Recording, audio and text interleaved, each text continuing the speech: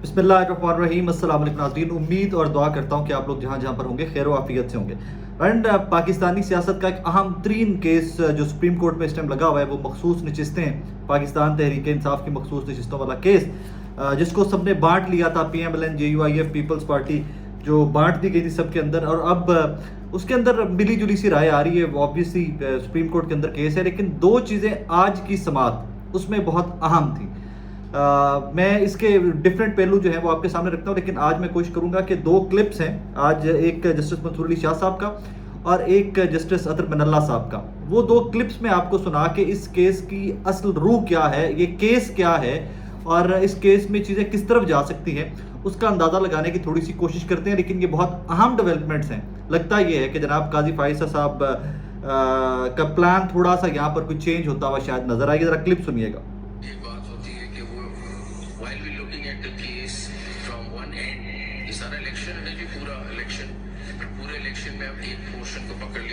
ऐसी political party है कि नहीं और उनके पास रिजर्व सीट्स आती हैं। अब हम जब कंप्लीट जस्टिस की लेंस को खोलते हैं तो हम कहते हैं ठहरो ना, हम आंखें तो नहीं बंद कर सकते इस पे कि SIC पे हम कहाँ से पहुंचे हैं।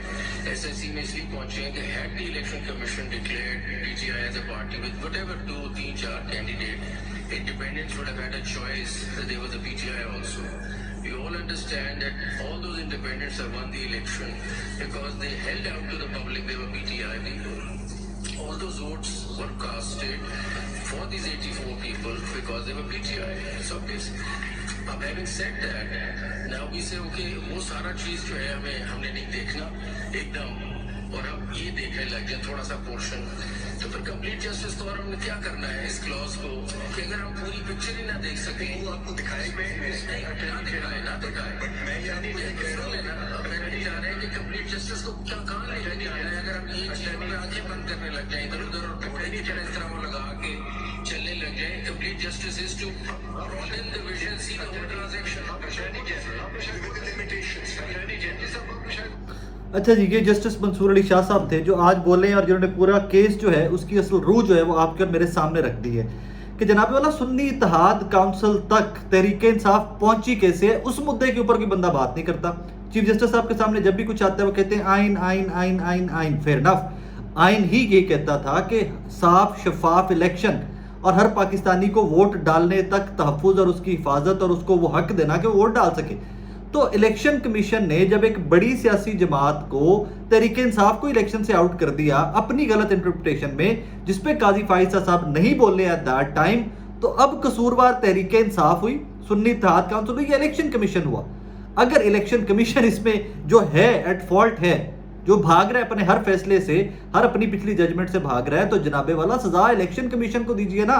सजा पाकिस्तान तहरीक इंसाफ या सुन्नी इत्तेहाद काउंसिल की सीटें छीन कर मत दीजिए।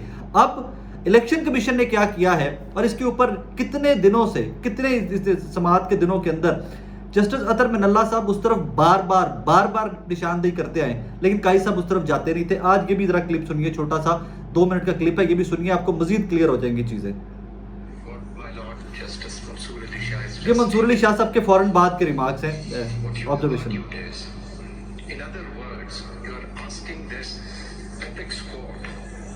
Vested with jurisdiction, extraordinary jurisdictions as well, that only look at 185, and thus what would be the effect? The effect would be during these proceedings, one thing has become absolutely obvious, that there has been a grave constitutional violation by excluding a political party on the basis of misinterpretation of the provisions and a judgment of this court. So now, indirectly, this apex court would be validating a grave constitutional violation and thus invoking the doctrine of necessity again. Now, this is not an ordinary 185 litigation.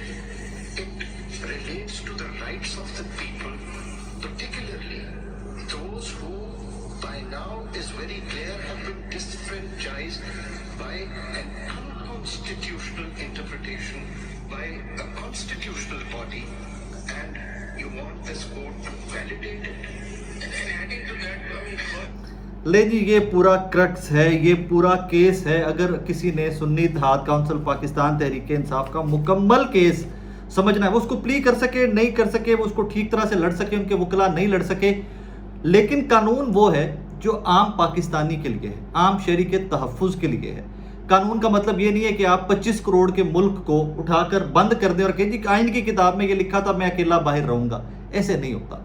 The law is for people, लोगों के लिए law है. और यहाँ पर इस law को इस्तेमाल करते हुए अगर सुप्रीम कोर्ट इस तरफ नहीं जाती कि सुप्रीम कोर्ट ने, इलेक्शन कमीशन ऑफ पाकिस्तान ने सुप्रीम कोर्ट के फैसले की गलत इंटरप्रिटेशन की, और काई साहब उस तरफ क्यों नहीं जाते? अब ये सवालिया निशान है ना कि बाकी सारे जजेस कह रहे हैं कि जनाब इन्होंने गलत इंटरप्रिटेशन की सुप्रीम कोर्ट के फैसले की. काई साहब उस तरफ क्यों नहीं जाते? अगर काई साहब उस तरफ चले जाएं तो फिर इस चीज़ के जिम्मेदार बन जाते हैं कि इलेक्शन कमीशन ने सुप्रीम कोर्ट ऑफ पाकिस्तान के फैसले की गलत इंटरप्रिटेशन की, गलत तशरीह की, और सुप्रीम कोर्ट ऑफ पाकिस्तान लाखों करोड़ों लोगों के हकूक की वायलेशन के ऊपर खामोश रहा. तो फिर जिम्मेदारी किसके ऊपर आ जाती है? काई साहब के ऊपर. फिर जिम्मेदारी किसके ऊपर आ जाती है? सुप्रीम कोर्ट के ऊपर. फिर जिम्मेदारी किसके ऊपर आ जाती है? उस बेंच के ऊपर जिसने बल्ले का निशान पाकिस्तान तहरीक इंसाफ से छीना था. ये 2 क्लिप्स हैं, ये मुकम्मल हैं इस पूरे केस को समझने के लिए कि सुन्नी इत्तेहाद काउंसिल तक चीज़ें पहुंची कैसे.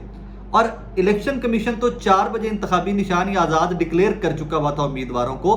फैसला तो बल्ले के निशान वाला रात 11 बजे आया था. चीज़ें बहुत क्लियर हैं. कोई समझना ना चाहे, कोई समझे कि पाकिस्तान के अवाम इतने ही बेवकूफ़ हैं कि वो चुप करके बस मुंह देख रहे हैं मेरा, तो वो एक अलग बात है. और इसके ऊपर काई साहब ने जवाब भी दिया मंसूर अली शाह साहब और अतर मिनल्ला साहब के रिमार्क से बाद. उन्होंने कहा हम सब चाहते हैं आप सुप्रीम कोर्ट के तमाम फैसले पढ़ें. उन्होंने नजरिया ज़रूरत को जन्म दिया. इंसाफ के असूलों पर पाकिस्तान एक बार आइन के रास्ते पर चलने दें. अब आइन ही तो कहता है कि जनाब हर पाकिस्तानी का हक है वोट डालना. आइन ही तो कहता है कि अपनी मर्जी की जमात चुने.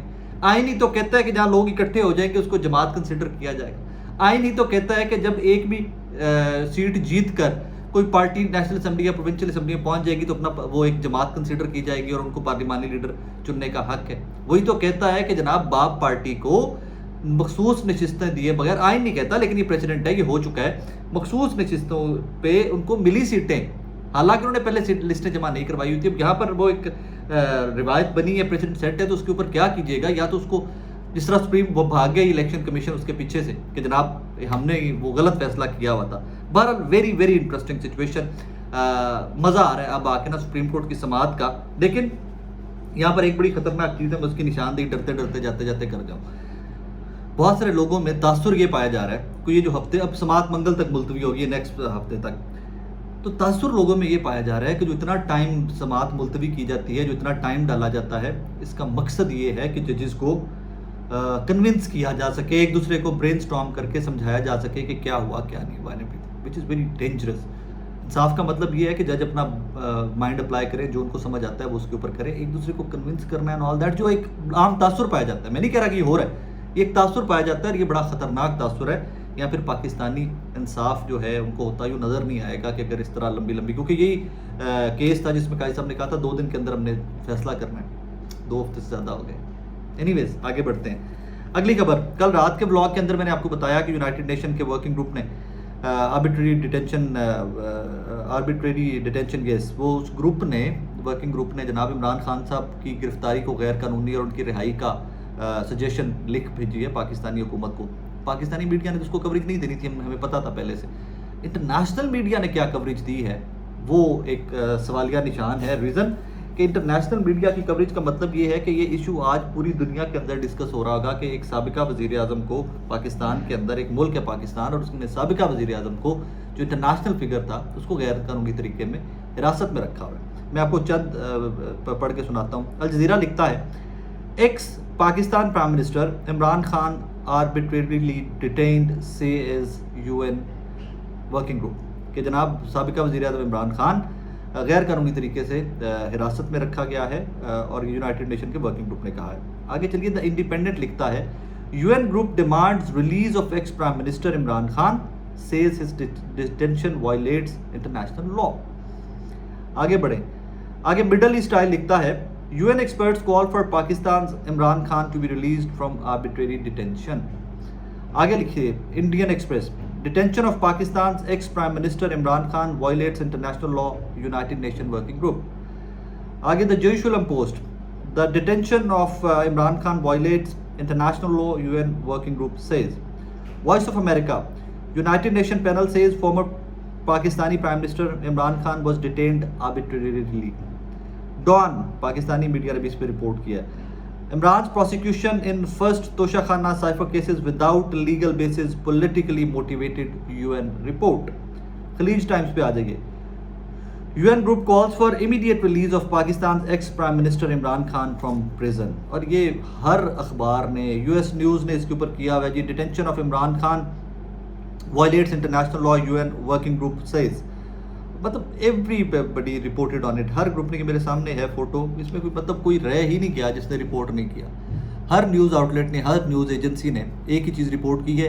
अब आप पूरी दुनिया के सामने जाकर देते रहिए सफाइयाँ कि जनाबे वाला वो ये था, ये चोरी थी, वो चोरी थी, ये चोरी थी. लेकिन यूनाइटेड नेशन के इस ओपिनियन के बाद, मैं इसको वर्डिक्ट नहीं कहूँगा क्योंकि अदालत नहीं है कोई, ये ओपिनियन के बाद अब आप पूरी दुनिया को जाकर सफाइयाँ देते रहिए कि जी इमरान खान को लीगली डिटेन किया गया था, ये लीगली डिटेन किया गया था. अब जाइए इन्हीं, अब देना हुकूमत वक्त इसके ऊपर कोई स्टेटमेंट, और मैं देखूं कि किस हद तक नेशनल मीडिया या इंटरनेशनल मीडिया उनको यूं कवरेज देता है जैसे इमरान खान साहब को कवरेज दी गई है. ये बहुत गंभीर सिचुएशन है. This is not that simple. लेकिन पता नहीं लोग इसको समझ क्यों नहीं रहे, और मे बी जो समझने वाले हैं वो समझ रहे हैं और वो कंफ्यूज हैं दिस टाइम. वे फॉरवर्ड ये नहीं है कि आप एक किसी भी शख्स को यूँ हिरासत में लेकर बैठ जाइए. वे फॉरवर्ड ये नहीं है. बहरहाल देखते हैं आगे चल कर क्या होता है. बहरहाल पूरी दुनिया के अंदर आज सबसे बड़ी खबर जो थी वो इमरान खान साहब की डिटेंशन, और यूनाइटेड नेशन के वर्किंग ग्रुप के बकौल तो गैर कानूनी डिटेंशन थी.